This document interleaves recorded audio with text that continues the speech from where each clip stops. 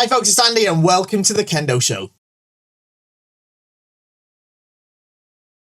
Okay, so in today's special video, I am going to be doing a quick recap and sort of little analysis on the recent All Japan Championships for both the men and the women.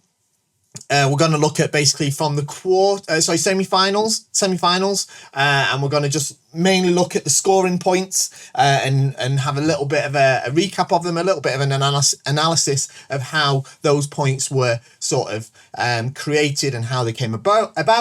We'll jump to it in just a minute, but before we do, don't forget YouTube magic, like, share, subscribe, and write a comment down below mentioning Kendo, and you can help improve or increase the Kendo population. The YouTube robots will go out there and find people looking for Kendo or about to start Kendo and get them to start. All you have to do is write a comment down below. What a great Kendo video. Words to that effect. And make sure you hit the like button as well. All right. If you press the like button, that helps them know that this is the one.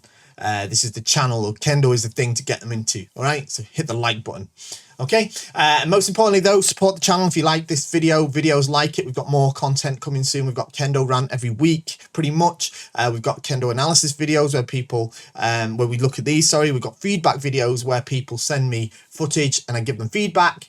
Got loads of stuff, and we've got instructional content as well. I recently did the different types of men strike. We're going to do a kote strike as well, and we might even increase that also.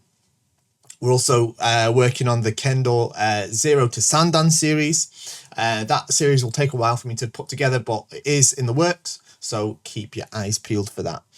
To support it by shopping at KendoStar.com. KendoStar is the best Kendo equipment website in the galaxy. Of course, I would say that because I own the place. So of course I would say it's brilliant, but everybody agrees with me. We are the highest rated. We've got the best equipment. Get the best service. Shop at KendoStar. Don't buy twice. Don't mess around with the little pretenders that are springing up left, right, and centre, trying to copy what we do. Don't mess with the rest. Go for the best. Come to KendoStar.com. Okay, right. Let's get into this video. Okay, so we're going to start with the All Japan Women's Kendo Championships. This, as of the time of recording, it's a couple of months ago now. This was on the 3rd of September, but I wanted to wait for the men's championships to finish so I could do these together. So we're going to look at these videos, by the way, are from the All Japan Kendo Federation's channel. Subscribe to it if you haven't already. I'm using the Ippon compilation videos for this. I'm not going to be able to do that for the men's tournament yet because that video hasn't yet been released, but we've got the actual Shiai videos, so we're just going to be looking at the Ippons, not at the whole Shiai. All right, because I want this video to be somewhat manageable in terms of length. But let's have a look. We've got the spoilers. I don't think we need a spoiler alert. I think you know the result by now. You should anyway. But in here we've got the eventual winner in red. Tai Watanabe from Kumamoto, and in white from Osaka we have Mayu Yokoyama. So let's get into this first point. Oh, so looks like Yokoyama is a Jordan player. Okay, fantastic kote ippon. Okay, so what's great about this, and I think it's something that people really struggle with against Jordan, is that she transitions from a point of what appears to be defense to an attack absolutely seamlessly and in the space of time that the opponent's unable to react. Okay, so she's here. Watanabe is in a point that appears to be defensive. Okay, she doesn't appear to be attacking. Yeah, but actually her kamae and her posture is able to instantly strike, and from here with no telegraphing. Okay, she doesn't do any sort of setup or telegraphing. She launches straight away without moving that left foot. You can see without moving that left foot onto a perfect strike to the kote. Fantastic. Fantastic. Shall we watch it one more time in full speed? from here straight away. There's no buffer in between her sort of resuming this defensive kamae posture into the strike. No real chance for the opponent to kind of get the drop on her in a way. Great kote strike. Of course, this is a strike to the left kote, which is indeed valid versus Jordan.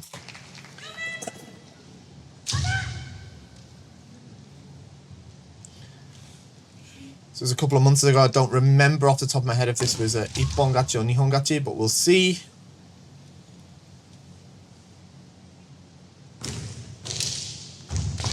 Oh wow, fantastic! So this time, she's, I think, having scored that previous point from almost out of nowhere, it's put her opponent Yokoyama. It's put her in much more of a sort of defensive mindset.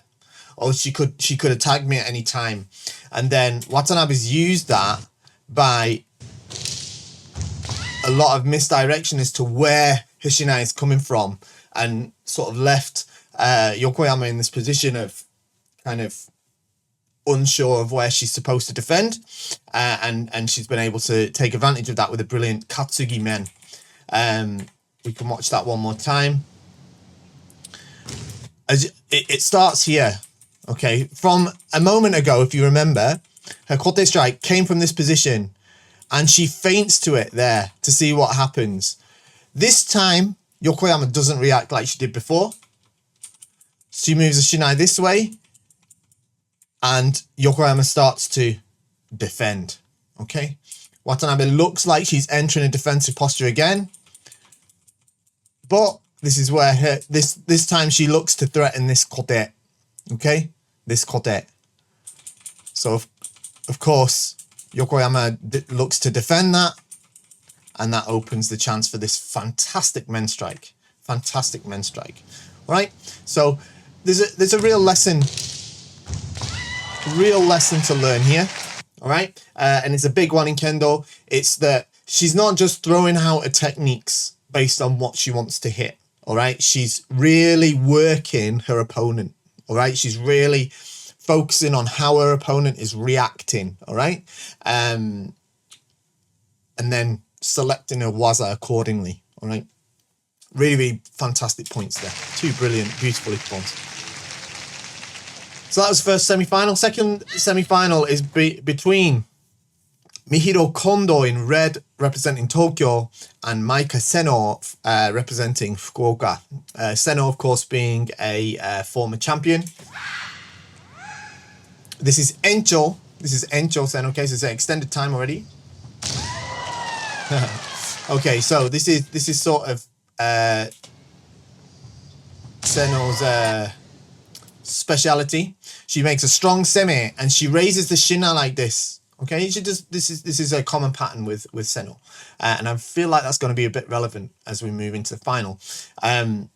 This puts Kondo on the defensive a bit here, but then from here, she swiftly moves the shinai to the left, looking like she's going to attack the kote, causing Kondo to become even more defensive. She starts to retreat. She's not sure where to defend, and Seno continues to pile on that semi.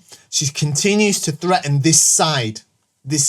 Okay, so if you think of it's just one way of thinking about it, but if you imagine the opponent, if you imagine the sort of their right side, which is on your left, and their left side is on your right, Seno here is very much threatening to the opponent's right side. Okay, which is obviously, while she's in this position, she's worried about receiving kote or potentially men on this side. So she's very, very sort of confidently pressuring the right side of her opponent.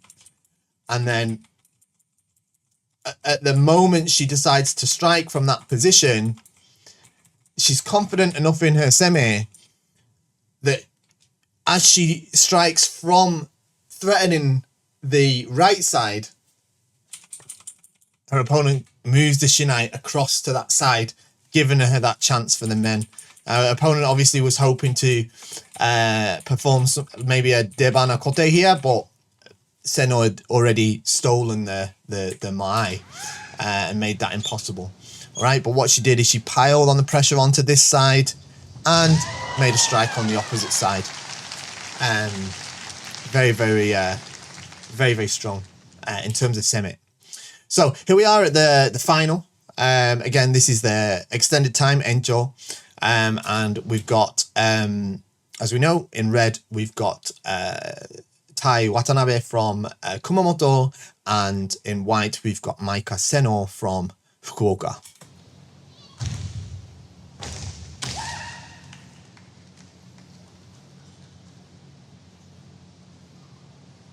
Excellently matched pair. Both members of the current Japanese team selection. A good try for Hikido here, but defended just in time by Seno. This kind of Hikido really makes the Ippon, although she's making contact with the door. Because Seno has sort of taken away that opening, it's not generally considered Ippon in this situation.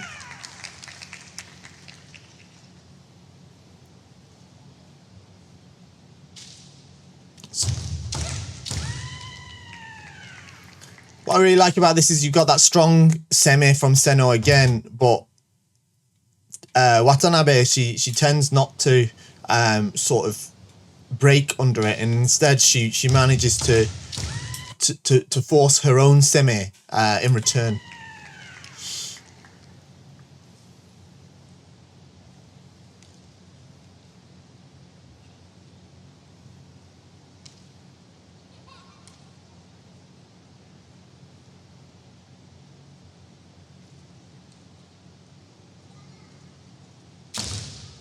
Controlling the distance very well as well here.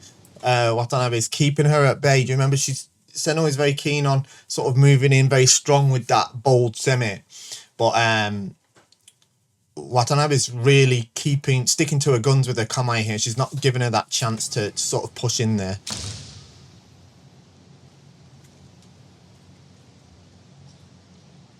And in fact, is returning with semi of her own.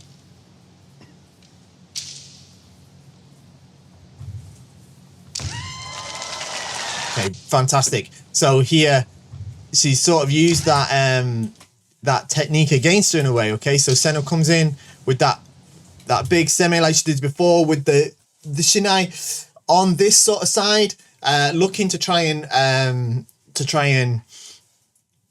affect an opening on Watanabe's kamae here.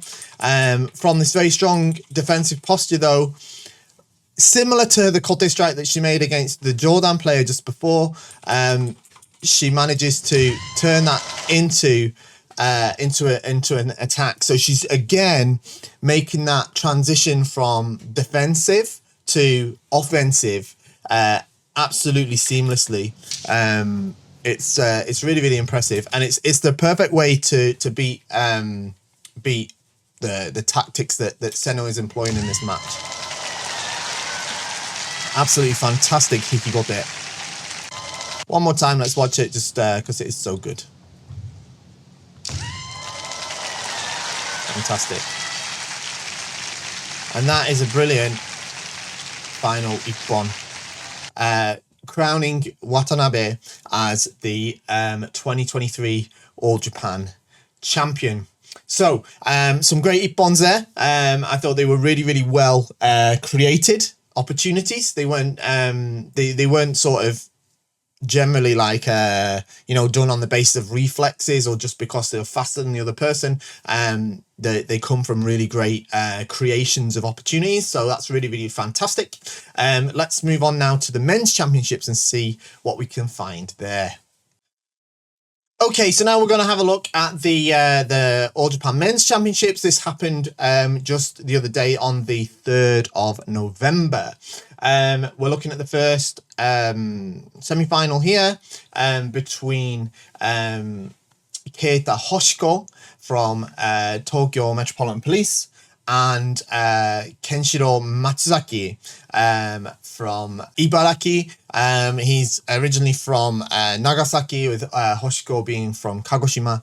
I think these two guys at the same age, same year, even at university, from the same university, if I remember correctly. But they've gone down different career paths. These two were also the finalists of the World Combat Games that happened the week prior to this, with Matsuzaki coming out on top and winning that. So an old rivalry. It's going to be interesting to see. We're not going to watch the whole match. I don't have just the Ippon clips yet. They haven't released them just yet, but we are going to we're going to sort of skip to the Ippons. So let's find the first one and we can have a good watch of it.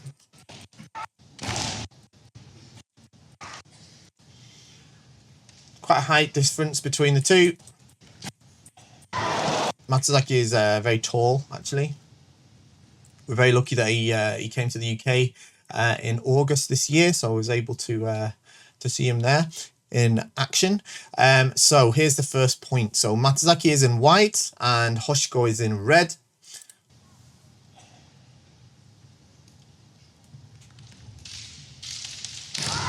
Oh, fantastic, fantastic.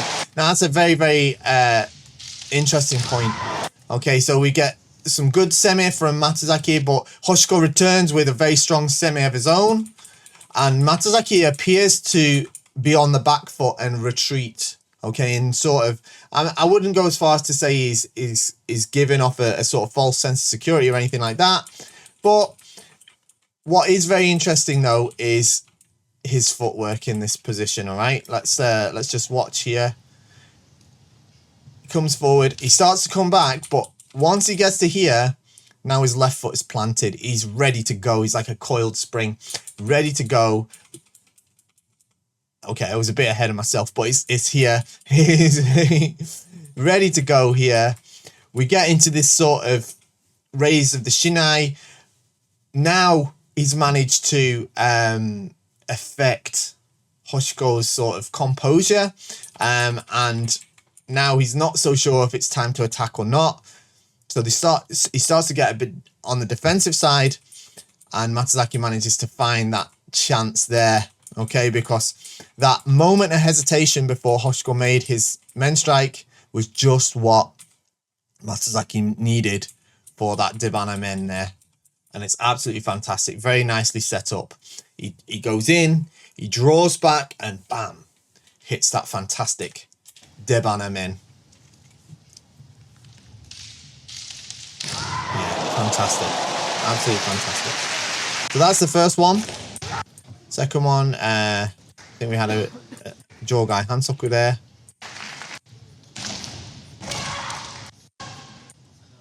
Obviously, Hoshiko then has to come out on the offensive. Oh wow! So here's a fantastic example of a great opportunity to strike. We have this sort of little interaction between the two of them. Hoshiko attempts sort of let's start with Matsuzaki. Matsuzaki prods at the kote a couple of times here, gets Hoshiko to raise his hands a little bit. Hoshiko has a stab at the hikigote. Doesn't. Oh, I've hit the back. Has a stab at the hikigote here. Doesn't quite manage to get it.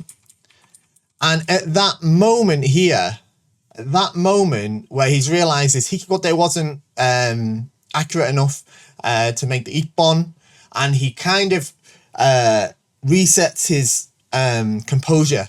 And it's at that point, just at that point where his mind is, I wouldn't go as far as to say rebooting, but at that point where he's going, oh, okay, next. At that okay point, Matsuzaki is already on him. And before he's able to react, yeah, you can tell by his footwork. Yeah, there's a difference here. As he goes to that kote, he realizes he starts to reset, and his footwork is sort of, you see how he's sort of, I wouldn't go as far as say switching off, but he kind of, okay, sort of thing. And then, but Matsuzaki is still switched on.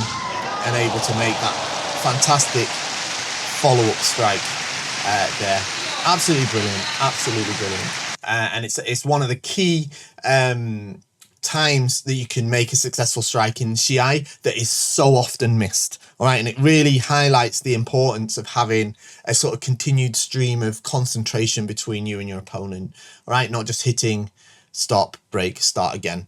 Yeah, it's a really great example of that. Okay, so next semi-final we have got Yuya Takenouchi, former champion, well-known player now, been on Team Japan a few times.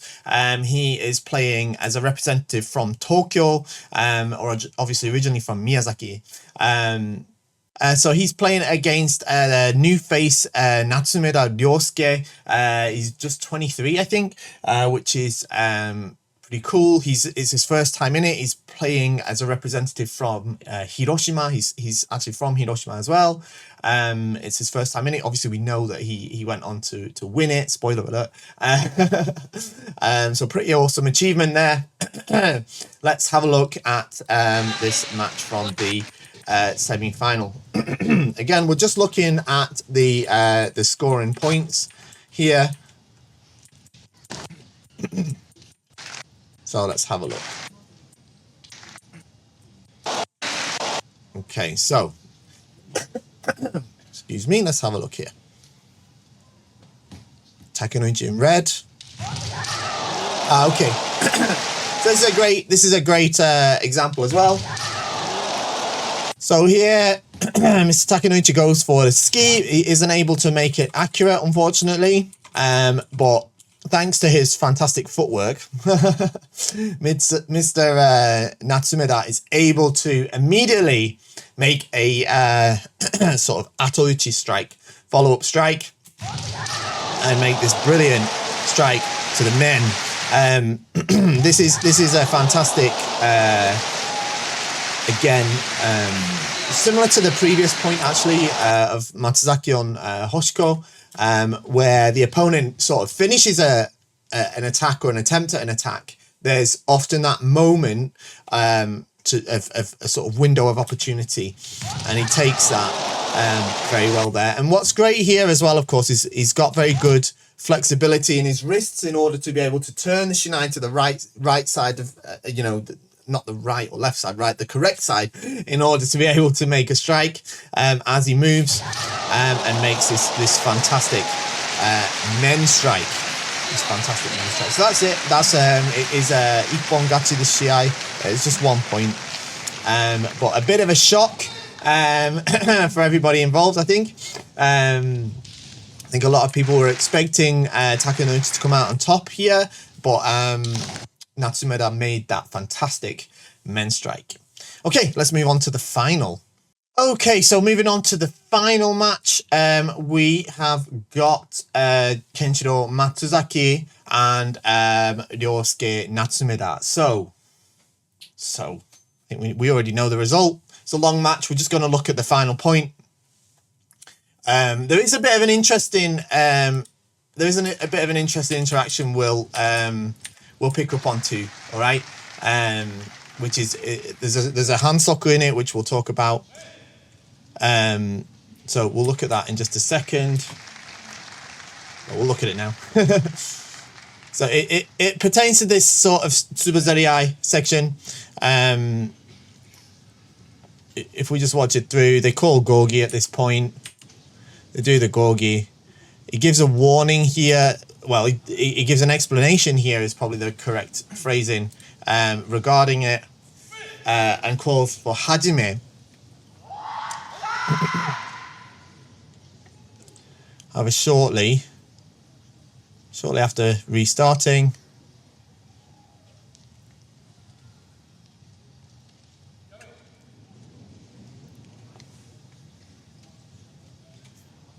he just says that he failed to announce the handsoku. So he's just correcting himself. It's very easy to do in this situation, to be honest, to make seems like a simple mistake.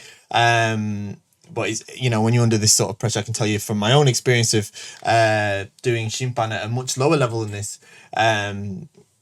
but still feeling the pressure, it's easy to for something like this to skip your mind. Essentially, he wasn't given a warning. They did agree to award the hand sucker for the previous Tsubazari infringement. So he sort of revisits that, awards that hand sucker, so that the match is correctly scored. We'll look at the actual. Obviously, without asking Shimpan directly, it's impossible to say for definite what the hand sucker is for. But if I was to bet, it would be from this Tsubazari interaction. Obviously, they're saying it's one breath in Tsubazari out to about 3 seconds. And if we count that, it's 1, 2, 3, 4, 5, 6, and Natsumida starts to retreat, but Matsuzaki does not. He follows him in the Tsubazari. Okay, so I believe this is the reason for this. It also appears to be reinforced by the explanation that the Shushin gives here, saying that he must separate from Tsubazari at that point. He just overlooks actually doing the senkoku for the hand sucker, and it sorts it out, revisits later. So very, again, it's a simple mistake that's easy to do. That's, if anyone's confused about what was happening there, I believe that's the situation as it was. So let's skip to this final point. So we've got Natsumida facing the camera, Matsuzaki with his back to us. Not sure if it's the best angle, but okay, fantastic. What a fantastic kote, okay? Now, of course, we can go back and look at sort of screenshots and stuff from different angles. There's, I know that there's only 2 flags that go up for this, and this could be by virtue of the fact that if you look at the screenshots and stuff, the shinai doesn't entirely land completely on the kote beton. It's sort of right next to it. You could argue that if Matsuzaki's kote beton was slightly longer, that may have made a difference. I don't think it matters personally. I think if you watch this, it's a fantastically created Ippon. I'll go into it in a second, but I don't think the fact that it was sort of this far off the kote beton is particularly relevant. I've talked about that before though. But let's look about how this kote came about. All right, now throughout the match, I think we've got an example here, if I remember right. Yeah, so throughout the match, Natsumida is sort of threatening that kote a little bit like this, with these sort of very short, sharp kote strikes. But the one he actually manages, what I really like about it is he kind of has this slightly sort of offset timing, right? So instead of just going pam straight for kote, he sort of literally, if I can get at the right point, he literally leaps up as if he's coming for men, all right? So in every aspect, this looks like it's going to be a men strike, because he's leaping upwards as if he's coming for men. And that really does manage to get Matsuzaki to open that kote up enough, yeah? And then what's really important about when you're striking kote against somebody that's blocking like this is that you get your shinai pretty much parallel with theirs, so that you can hit the target accurately. And that's what you can see is pretty much done there. And he goes straight into that kote. So what I like about it is it's not kind of like a bam kote, it's kind of a pam kote, sort of. And it's not the sort of 2-step kote, bam bam, that you often see, yeah, like with a proper full-on feint to men. It's mer kote, which I just think is really, really brilliant. A really well-selected waza for this situation and for how the overall flow of the shiai went. An absolutely great kote strike. I really think it's and I don't think anybody there would particularly argue that it was a good strike. Obviously, I understand that it was two flags. So obviously, one is Shimpan didn't necessarily think it was quite good enough for Ippon. but I don't think that particularly detracts from it. I think it's still a great strike. And one thing I often like to judge these things from is how the people in the background react. Yeah, and if you watch, you can see, oh, there's Takenouchi there, or yeah, it's lots of people watching. Oh, good kote. And I think here as well, I think Matsuzaki is aware that, oh yeah, he got me. I feel like, I don't know, obviously without asking him, I won't know, but one last time. Can you see what I mean about that sort of slightly offset rhythm? Put it. Really, really well created technique.